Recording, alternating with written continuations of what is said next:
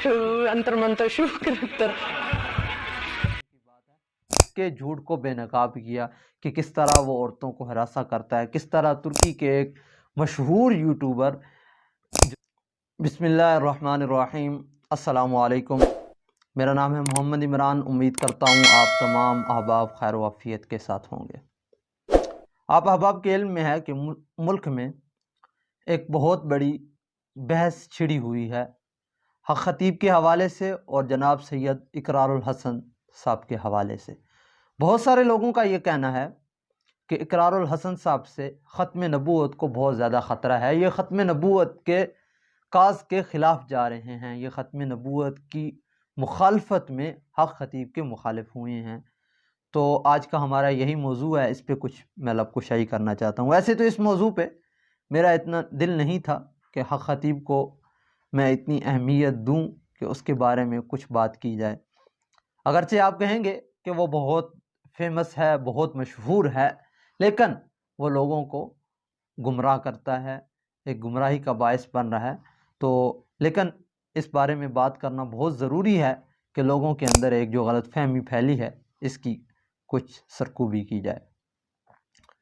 بات دراصل یہ ہے کہ جب میں نے یہ سنا تو مجھے بھی تھوڑا لگا کہ شاید اقرار الحسن صاحب کے ذہن میں کچھ ایسی بات ہو، تو میں نے اپنے جاننے والوں کے ساتھ رابطہ کیا، ظاہری بات ہے اس فیلڈ کے ساتھ اور دینی علماء کے ساتھ، اور وہ علماء جو ختم نبوت کا تحفظ کرتے ہیں ان سے ہم نے رابطہ کروایا، ان سے پوچھا جب اس بارے میں کہ آیا کہ ختم نبوت کے بارے میں اقرار الحسن صاحب کا کیا موقف ہے، یا اس سے اس کاز کو، اس کام کو، ختم نبوت کے عقیدے کو کوئی خطرہ تو نہیں ہے۔ تو سب کی طرف سے یہی جواب آیا، اور جو خبریں موصول ہوئی وہ بھی یہی ہیں۔ انہوں نے کہا کہ اگر ایسا ہوتا تو تمام علماء جو ہیں وہ اقرار الحسن کے خلاف جاتے، لیکن ایسا ہرگز نہیں ہے۔ تو عوام کو بھی ایسی باتوں کے پیچھے نہیں لگنا چاہیے۔ یہ جو دعویٰ ہے وہ ہے جناب حق خطیب کے بارے میں۔ حق خطیب خود اقرار الحسن صاحب کے بارے میں یہ کہتا ہے کہ میں ختم نبوت کا نام لیتا ہوں تو اقرار الحسن اس لیے میرے خلاف ہے، حالانکہ ختم نبوت کا نام نہیں لیتا، کام نہیں کرتا، بلکہ ختم نبوت کی آڑ میں پیچھے چھپتا ہے، ختم نبوت کے نام کے پیچھے، جو بہت ہی بری بات ہے۔ مسلمان کو ایسا نہیں کرنا چاہیے۔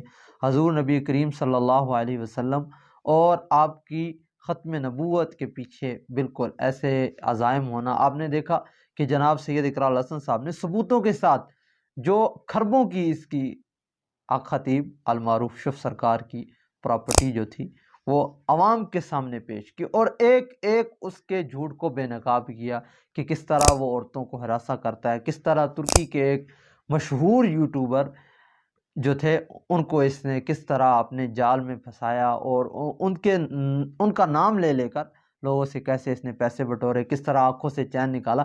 اور مزے کی بات ہے کہ اب تو پاکستان کی یوٹیوبر لڑکیاں جو ہیں وہ آنکھوں سے چین نکال کر یہ ٹیک نکال رہی ہیں، بتا رہی ہیں لوگوں کو، اور اس طرح اللہ تعالیٰ نے اس کو ذلیل کیا۔ بہت ہی بری بات ہے، دیکھیں کتنی شرم کی بات ہے۔ تو خیر اس معاملے میں جتنا بھی ہم آگے جائیں تو جناب محترم سید اقرار الحسن صاحب نے حق خطیب کو جس طرح سے بے نقاب کیا ہے وہ بالکل بے مثال ہے۔ خیر اس بارے میں ایک جو بہت بڑا چینج آیا حق خطیب کی زندگی میں وہ یہ ہے کہ حق خطیب جو ہے المعروف شف سرکار وہ میک اپ سے باز آ گیا ہے۔ میک اپ دیکھیں، جب کیمروں کے سامنے بندہ آتا ہے تو ایک ضرورت بن جاتی ہے میک اپ، لیکن وہ میک اپ اس لیے کرتا تھا کہ لوگوں کو یہ نظر آئے کہ میرے چہرے پہ نورانیت کتنی ہے۔ دونوں باتیں الگ الگ ہیں۔ اگر کوئی بندہ کیمرے میں آنے سے پہلے میک اپ کرتا ہے یا خود کو تھوڑا بناتا سنوارتا ہے تو یہ ایک کیمرے کی ضرورت ہے بہت بڑی۔ جو لوگ اس میڈیا کے سوشل میڈیا کے شعبے میں ہیں وہ اس بات کو بخوبی سمجھیں گے، لیکن اس لیے کہ لوگوں کے پہ یہ رعب جمایا جائے کہ مجھ پہ کتنا نور ہے، تو یہ بات ثابت کرنے کے لیے ایسی چیزوں کا استعمال بہت ہی بری بات ہے۔ فتویٰ تو علماء حضرات دیں گے، ہم کون ہوتے ہیں، لیکن جو بات ہے وہ یہی ہے۔